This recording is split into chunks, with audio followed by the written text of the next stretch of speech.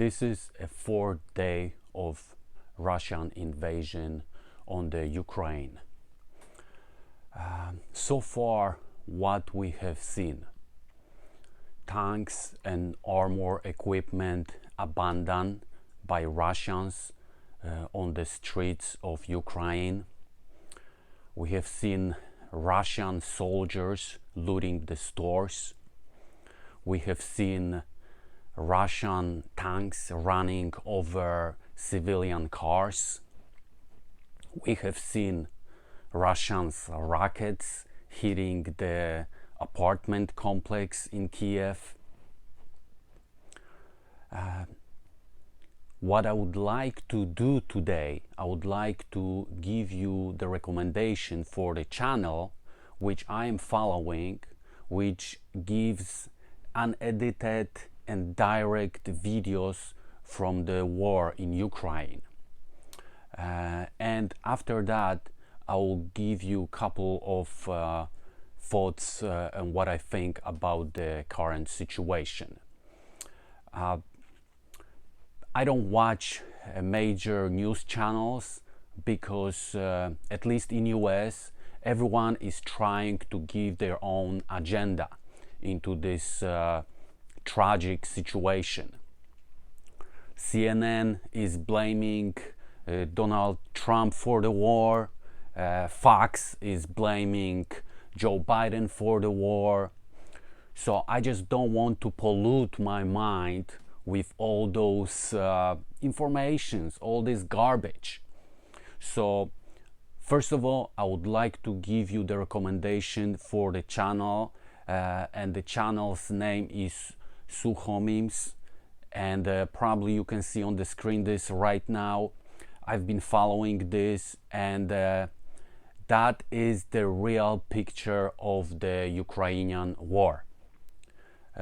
Basically, videos made by cell phones by Ukrainian soldiers, and you can see over there what's going on and which direction the situation is going. And like I said earlier, based on this, what I'm watching on those videos, Russians deeply underestimated power of Ukrainian resilience and will to fight for their own freedom. And tanks and all the armor vehicles being left, which you can see on those videos, perfectly fine, just because they ran out of the gasoline. It's a disgrace and embarrassment for the Russia as the major producer of oil in the world. And I feel bad for those Russian soldiers when they're driving, they're going to war, and then suddenly they run out of the gasoline and there is no reinforcements coming, there is no supply line coming. Besides that, many of those Russian soldiers, which you can see on the videos, are young kids, conscripts, still on the phones texting their girlfriends. Before entire invasion started, they were told that this is only going to be exercise, and then suddenly they got the news about going to Ukraine. So Vladimir Putin deceives his own army. And how can you fight the war if one day you are at the exercise field and then another day you're facing people who wants to kill you because you are invading their own hometowns? It's really the strategy which Vladimir Putin was applying so far for all the conflicts. But all the conflicts which he had before, they were smaller. Chechnya, the Syria, the Crimea, Georgia, they were small contained conflicts. So his experience led him here most likely to his own grave.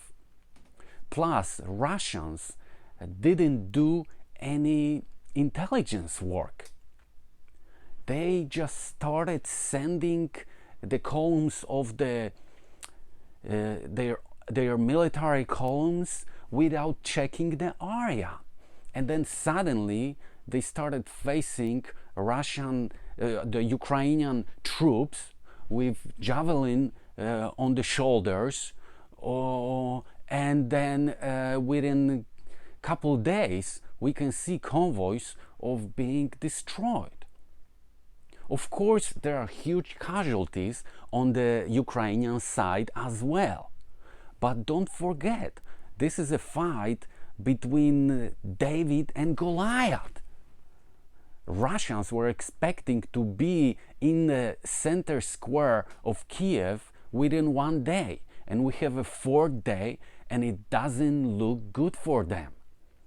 So as we speak, they're preparing for battle for Kiev, and in Kharkiv, in another major city of Ukraine. Last night there was a heavy battle. Russians sent the Spetsnaz, which was defeated, and it doesn't really look good for the Putin. On the top of this, President of Ukraine decided to hand the weapons to everybody, and as you can see from those videos, Putin is facing not only the Ukrainian army, he's facing entire nation. He's facing all 40 million Ukrainians, and I bet you more are coming from outside of the Ukraine, coming to help to fight for their motherland. It is quite amazing, because honestly I expected them to be crushed within a day or two. But of course, deep inside my heart, I want them to win. But my logic was that, they have no match. US didn't help them, didn't supply them, didn't arm their army. European Union, NATO, they are fighting with Molotov cocktails. So as we speak, probably there are planes on the way from Dover Air Base in Maryland, because yesterday Grandpa Joe Biden approved the package. I think it was $350 million, and there is some additional help with anti-tank missiles, anti-aircraft missiles, and the guys from the military base in Maryland probably are on the way right now, or they might be already somewhere in the Baltics, in Latvia, Lithuania, Estonia, and this equipment might be probably already on the trucks crossing the border with Ukraine. Of course, nobody is talking about this loudly, but I support this. But like I said, you probably saw my videos a couple of weeks ago. I said the invasion is inevitable. Not many people believed. But I am really deeply happy in my heart that my logic calculations that the Ukrainians are gonna be done within 2 days were wrong. Because those people are fighting for their freedom. So as we speak right now, Russians are bringing more troops around the Kiev. They're bringing more heavy artillery, and the question is how the Ukrainian army is gonna play this out. If they try to stop Russian army on the outskirts of the Kiev, they will suffer more casualties, because it is a less dense populated area, less buildings, and they have no match in open field against the Russians. Of course, the Russians have the air superiority, they have heavy artillery. So what I predict, they are gonna move closer to the center, and the center of Kiev and another major Ukrainian cities are the same as the centers of all the European cities. It's highly densely populated, dense buildings, narrow streets, and there is going to be urban warfare, combat door to door, and no force, no Spetsnaz, no Chechen help, no Belarusian help, and any kind of help for the Putin's is not going to speed up the process. It's gonna be bloody on the both sides. It's gonna be door-to-door combat. Plus, Russians are facing every single civilian with the Molotov cocktail, with AK-47, with the grenade. This is not looking good for both sides of this conflict, and many people are going to die if this does not stop.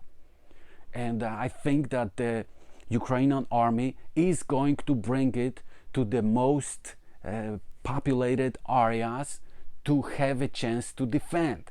Unfortunately, this will cause the civilian casualties. But this is the war. What they're fighting for is their freedom. Unless Russians really start using very heavy artillery and they just start carpet bombing Kiev, Kharkiv, all the major cities. This is the way for them to win this conflict. But I hope that if this starts, then international community, UN, NATO is gonna step in, because this clearly is not gonna look like a liberation like Vladimir Putin says. It's gonna look like a genocide.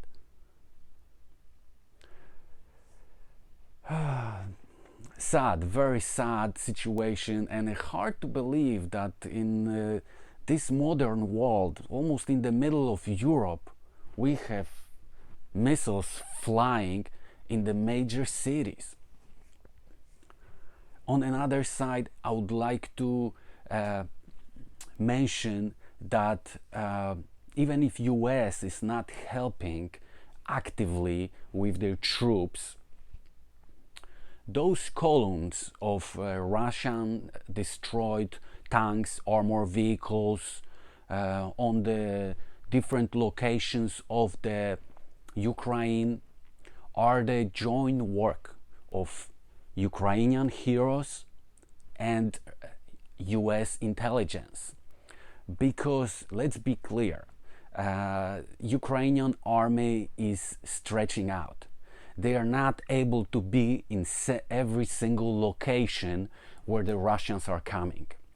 And I'm sure the US is feeding intelligence to them where the big columns are coming. So they have time to go load their missiles and ambush them. And I'm really grateful for US that they do at least this help. They do at least this help. And I think that they are obligated to do this at least because they lure Ukraine to give up nuclear weapons in 1994 for the guarantees of security. So they own the Ukraine, the help with intelligence, with the weapons, supplying them with the food, supplying them with the all needed things to defend themselves. And frankly, I'm upset that the US rejected for many years Ukraine to join NATO. Litva, Latvia, Estonia, the same, former Soviet republics. They were invited. Now they are just praising the God that this happened. Because if this didn't happen, they would face the same fate like the Ukraine. So as this conflict unfolds, I hope that there will be more support from US in the form of intelligence, informations, javelins, because they do a great job, and all another more sophisticated anti-aircraft equipment, because Russians are basically dominating the airspace, not completely. There are informations about the Ukrainian MiG-29 flyings and shutting down the Russian planes, but this is a fraction. And like I said earlier, this is a big embarrassment for Vladimir Putin. I expected from him this operation to be professional, quick, and without major casualties. But Ukrainian people have the heart, have the will, and they will fight until they die. Like you have seen those 12 brave soldiers on the island being asked to lay down their weapons, or this young man who drove the tank on the bridge and blew himself in the middle of the bridge, so the Russian forces cannot cross in. They are going to fight to their death, and this is going to be very bloody and costly fight for both sides. And I hope this war is going to be putting more nails to the coffin of Vladimir Putin, because this is a one-man war. Even Russian people don't want this war. You can see they're going on the streets, they're saying that they don't want this war. They say that they hope the Ukrainians will forgive them one day. So this is one-man war. And I'm pretty sure also that all the guys in the inner circle of Putin are thinking right now deeply that this is getting worse. This, what we are getting into, it's not worthy. And I hope some of them are already thinking about the assassination of the Putin, and I hope those thoughts are going to be realized. I hope it's not gonna be like in during 1939 to 1945, the general command of German forces, General Brunschitsch, Halder, who were only thinking about take down the Hitler. All war they were thinking. There were a couple attempts by someone else, but those guys who could do this, who could start this, who could stop the war, World War II earlier, they were just thinking. And there are proofs. You can read the book The Rise and Fall of Third Reich by Schiller, and there are proofs over there. There are documents that those guys were thinking. So I hope right now those guys who are close to the Putin are thinking, and their thoughts are gonna go into the actions. So this will save lives of Russian soldiers, the Ukrainian soldiers, Ukrainian civilians, and will bring the peace to the entire area. Because remember, this is a one-man war. No one wants this war. Thank you so much for watching this video, and like I said earlier, check this channel if you are interested in looking into the Ukrainian war from different perspective. Like I said, major channels in US, political agenda. I don't want this garbage in my head. I want the raw footage. I understand a little bit of Russian language, what those people are saying, and they're furious, and like I said earlier, Putin is facing entire nation. So check this channel if you are interested in raw footage, not already consumed and give you on the table. You don't want to have the processed food, you want to have the raw information, what is really going on. So now I'll post the link to this channel in the description, and I comment heavily over there, and if you, like I said, are interested, check this channel. You will see really what's going on. Thank you so much for watching.